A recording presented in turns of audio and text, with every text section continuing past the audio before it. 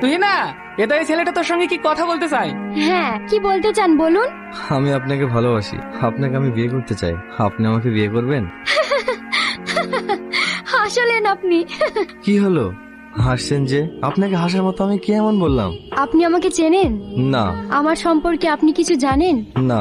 আমার সম্পর্কে আপনি জানলে আমাকে আর আপনি বিয়ে করতেই চাইবেন না।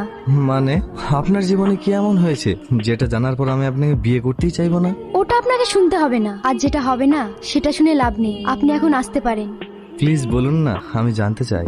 জানতে চান? আমার একবার বিয়ে হয়েছিল। আমি একজন বিধবা মেয়ে। সেদিন শ্বশুরবাড়ি যাওয়ার পথে গাড়ি অ্যাক্সিডেন্ট করে। তখন আমাদের দুজনেরই ভীষণ খারাপ অবস্থা, দুজনকেই হসপিটালে ভর্তি করে।